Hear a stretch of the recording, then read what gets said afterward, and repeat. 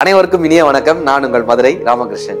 இந்த வாழ்க்கைய வாசிப்பதன் மூலமாக, நேசிப்பதன் மூலமாக, நல்ல ரோல் மாடல்ஸ் சொல்றோம்ல, நல்ல தலைவர்களை அல்லது நல்ல ஒரு வழிகாட்டியை தேர்ந்தெடுப்பதன் மூலமாக, நல்ல குருமார்களை பின்பற்றுவதன் மூலமாக இந்த நாளை இனிய நாளாக மாற்றிவிட மாட்டோமா என்கிற பெரிய முயற்சி தான் இந்த நிகழ்ச்சியினுடைய மாபெரும் நோக்கம். அது என்ன சார், நல்ல வழிகாட்டிகள்.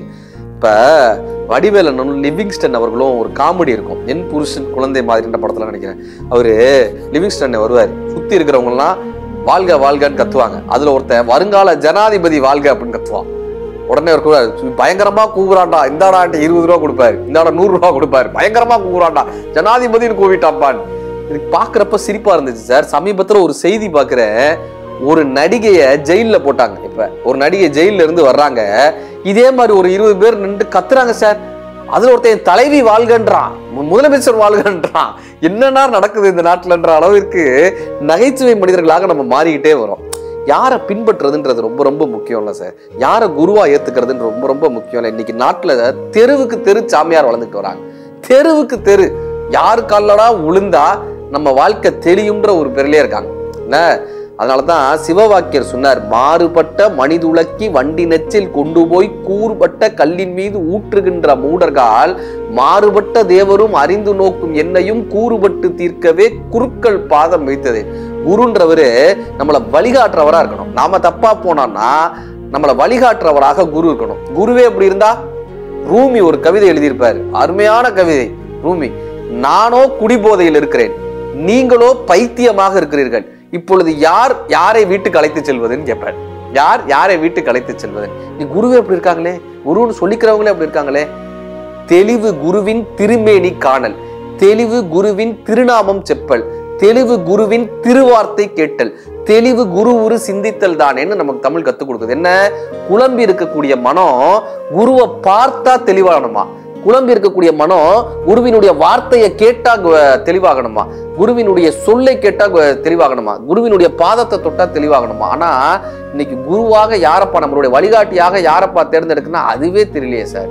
என்னப்பா வேணும்னா அன்பு, எல்லாரையும் சமமாக பார்க்கக்கூடிய மனப்பான்மை, எல்லாருக்கும் நல்லது செய்யக்கூடிய எண்ணம். இதுதான் ஒரு குருவாக ஒருத்தரை மாற்ற முடியும்னு சொல்லுவாங்க சார். புத்தர் உட்கார்ந்துருக்காரு, திடீர்னு என்ன பண்றாரு, கையை எப்படி ஆசிச்சுக்கிட்டே இருக்காரு, கையை ஏதோ பண்ணிட்டே இருக்காரு. கூட இருந்த ஆனந்தர் கேட்கிறாரு, பகவான் என்ன பண்ணிட்டு இருக்கீங்க, ஏதோ கையை ஆசிச்சுக்கிட்டே இருக்கீங்களே, எதுவும் ஆச்சா, என்ன ஆச்சு அப்படின்னு. புத்தர் சொல்றாரு, இல்ல நான் அப்படி உட்கார்ந்து இருக்கும் போது என் கையில ஒரு கொசு கடிச்சிச்சு, என்னையும் அறியாம என்னுடைய வலது கை இடது கையில இருக்கக்கூடிய அந்த கொசு அடிக்கிறதுக்காக ஓங்கிடுச்சு, ஒரு உயிரை கொல்றதுக்காக என் வலது கை ஓங்கிடுச்சு. அதுக்கப்புறம் தான் எனக்கு தோணுச்சு, ஒரு உயிரை கொல்ல வந்திருக்கோமேன்னு இந்த கைகளுக்கு நான் இப்போ கட்டளை இட்டுக்கிட்டு இருக்கேன். இன்றைக்கு கொசுவை கொல்வதற்காக உயர்ந்த இந்த கை நாளைக்கு ஒரு மனிதனை கொல்வதற்காக ஏன் உயராது? அதனால் என் கைகளுக்கும் அன்பை போதித்துக் கொண்டிருக்கிறேன்னு புத்தர் சொன்னாராம். கைகளுக்கு அன்பை போதித்துக் கொண்டிருக்கிறேன். எவ்வளவு பெரிய விஷயம் சார். இவர் தலைவனாக இருக்க முடியும், இவர் ஒரு குருவாக இருக்க முடியும். 100 வருஷம் வாழ்ந்த காஞ்சி மகாமுனி சந்திரசேகர சுவாமி, அவரை கலெக்டர் பார்க்க வர்றாரு. கலெக்டர் பார்க்க வந்து வணங்கி சொல்றாரு, சாமி உங்களுடைய ஆசிரம சிற்பந்திகள்லாம் ஒரு வேண்டுகோள் வச்சாங்க, நான் 1 மாசத்துல அதை நிறைவேற்றி தந்துடுறேன். இப்ப இவர் அவரை கையெடுத்து கொண்டிருக்காரு, எனக்கு ஒன்னே ஒண்ணு மட்டும் பண்ணித்தாங்க. என்ன? அவங்க சொன்னதை பண்ணாதீங்க, இந்த ஆசிரமத்துல இருந்தவங்க சொன்னாங்களா அதை பண்ணிடாதீங்க, அது பெரும் பாவம், அதை பண்ணாதீங்க. என்ன தெரியுமா, காஞ்சி மடத்து பக்கத்துல ஒரு இஸ்லாமிய மசூதியும் இருந்தது, இஸ்லாமிய நண்பர்களுடைய மசூதியும் இருந்தது. இப்ப இங்க இருக்கிறவங்க எல்லாம் அந்த மசூதியை நீக்கணும்னு கலெக்டர்கிட்ட போய் கோரிக்கை கொடுத்திருக்காங்க. இப்ப கலெக்டர் இவரை வந்து பார்க்க வந்தாங்க. இப்ப காஞ்சி பெரியவர் சொல்றாரு, என்னை காலையில் எழுப்பக்கூடிய அம்மனின் குரலாக நான் அந்த மசூதியிலிருந்து வரக்கூடிய குரலைத்தான் கேட்கிறேன், அந்த குரலை கேட்டுவிட்டுத்தான் நான் என்னுடைய பூஜையை தொடங்குறேன். நான் இங்கு பூஜை செய்கிறேன், அவர்கள் அங்கு பூஜை செய்கிறார்கள், நாங்கள் இருவருமே இறைவனைத்தான் தொழுகிறோம், அந்த மசூதியை அங்கிருந்து அகற்ற வேண்டாம்னார். இன்று வரை அந்த மசூதி அங்கு இருக்கிறது. அது இவருடைய மிகப்பெரிய ஒரு மனிதர்களை சமமாக பார்க்கக்கூடிய மேன்மையினுடைய பெரிய அடையாளமாக இருந்தது.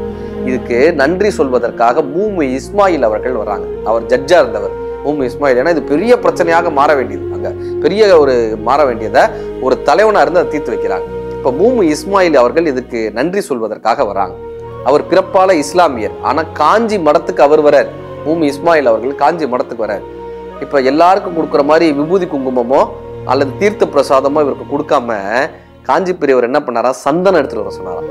சந்தனம் எடுத்துட்டு வந்து அவருக்கு சந்தனத்தை பிரசாதமா கொடுத்து, தர்காலையும் இதை பிரசாதமா கொடுப்பாங்கல்ல, எல்லாருக்குமே இறைவன் பொதுவானவர்னு சொல்லி யாரு மனதும் புண்படாத வண்ணம், அவங்களுடைய வழிபாட்டு தலத்தையும் புண்படாத வண்ணம், எல்லாரும் சமம்னு, எல்லாருடைய மனமும் ஒன்றுன்னு யாரால் பார்க்க முடிகிறதோ அவர்கள் தான் குருவாக இருக்க முடியும்ன்றத காஞ்சி மகான் காமிச்சிட்டு போனார். சார் நம்ம என்ன பண்ணிடுறோம்னா, ஒரு பெரிய மகான்களை பார்த்துட்டு நானும் அந்த மாதிரி தெரியுமா அப்படின்னு சில பேர் ஆரம்பிச்சுறாங்க. இன்னைக்கு நான் தான் ஓசோன்னு சொல்லக்கூடிய நிறைய பேர் இருக்காங்க, நான் தான் புத்தர்ன்னு சொல்லக்கூடிய நிறைய பேர். ஒருத்தர் இதே மாதிரி தான் ஒரு ராஜா, அந்த காலத்துல அந்த ராஜா சொன்னாராம், நான் வந்து ராமர் மாதிரி ராஜ்யம் நடத்துறேன், ராமர் மாதிரி ராஜ்யம் நடத்துறேன். இப்படி வர்றவங்ககிட்ட எல்லாம் சொல்லிட்டே இருந்திருக்காரு, நான் ராமர் மாதிரி ராஜ்யம் நடத்துறேன். ஒரு காக்கா அதை கேட்டு சிரிச்சிருக்கு, கிளிக்குன்னு காக்கா சிரிச்சிருக்கு. இப்ப அந்த ராஜாவுக்கு பயங்கர கோபம். ஏன் நான் ராமர் மாதிரி தானே ராஜ்யம் நடத்துறேன், எல்லாருக்கும் நேர்மையா இருக்கேன், எல்லாருக்கும் இது பண்றேன், எல்லாருக்கும் நல்லது தானே செய்யணும்னு நினைக்கிறேன், நான் ராமர் மாதிரி இல்லையா, எதுக்கு சிரிக்கிறேன்? இப்ப இந்த காக்கா சொல்லிச்சான், கரெக்டு தான் நீ சொல்றதெல்லாம், எனக்காக ஒண்ணு பண்றியா, ஒரு 4 சிப்பாயை மட்டும் என் கூட அனுப்பிவிடேன், 4 சிப்பாயை என் கூட அனுப்பிவிடேன். இந்த 4 சிப்பாயும் அந்த காக்காயை அப்படியே ஃபாலோ பண்ணிக்கிட்டே போறாங்க, காக்காயை பின்தொடர்ந்துகிட்டே போறாங்க. இந்த காக்கா போய் ஒரு மண் மேட்டுல ஏறி உட்காந்துட்டு பறந்து போயிடுச்சு. இப்ப இவங்க என்ன பண்றாங்க, அந்த மண் மேட்டை இடிக்கிறாங்க. இடிச்சு பார்த்தா உள்ளர ஒரு கோவில் மணி இருந்துச்சு. இந்த கோவில் மணியை கஷ்டப்பட்டு நகட்டி வெளியே எடுத்து பார்த்தா ஒரு தட்டு நிறைய சார், தட்டு நிறைய நெல்லிக்காய் சைஸுக்கு முத்துக்கள், முத்து அப்படியே முத்து உருண்டையா 32 முத்து உருண்டைகள் இருக்கு. இது முடிஞ்சா மறுநாள் போய் இந்த காக்கா ராஜாவை பார்த்துச்சு. என்ன ராஜா, உனக்கு 32 முத்துக்கள் கிடைச்சிச்சான்னு கேட்டிருக்கு. 32 முத்துக்கள். ராஜா பார்த்திருக்காரு, 32 முத்தா, என் கையில 4 தானே வந்துச்சு அப்படின்னு இருக்காரு. 4 தான் வந்திருக்கு. என்ன பண்ணா, அந்த 32 4 பேர் போனானுங்களா, ஆளுக்கு 5 முதல் எடுத்துக்கிட்டானுங்க. எடுத்துட்டு மிச்சம் 12 கொண்டு வந்து மந்திரிகிட்ட கொடுத்தாங்க. மந்திரி 2, தளபதி 2, ஆளுக்கு 2 எடுத்துட்டு ராஜா கையில 4 தான் கொடுத்துருக்காங்க. எனக்கு கீழே இருக்கிற பூரா இவ்வளவு அயோக்கியனா அப்படின்னு இருக்காரு ராஜா.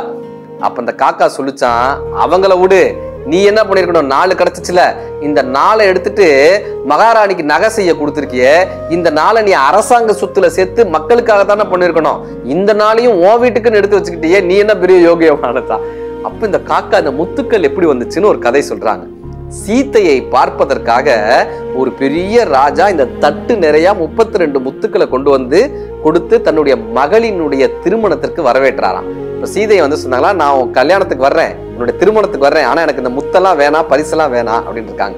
இல்ல நான் வச்சுட்டு தான் போவேன் அப்படின்னு இருக்காரு. அப்படின்னா அந்த ஓரமா வை அப்படின்னு இருக்காங்க. அப்படி அரண்மனை வாசல்ல அந்த தட்டை அப்படி வச்சாராம், 32 முத்துக்கள் இருக்கிற தட்டை அப்படி வச்சுட்டு போனாராம்.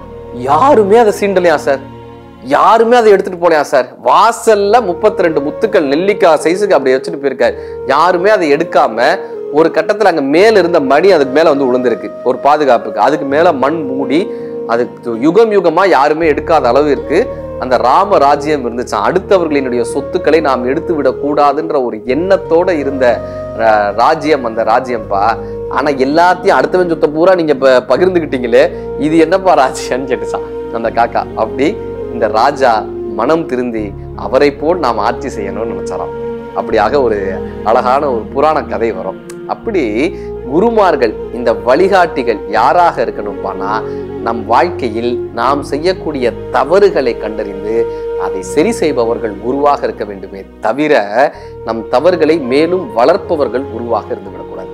சரியான குருவை தேர்ந்தெடுத்தால் நம் வாழ்க்கை சரியான பாதையில் செல்லும். இந்த நாள் இனிய நாள் தான். நன்றி, வணக்கம்.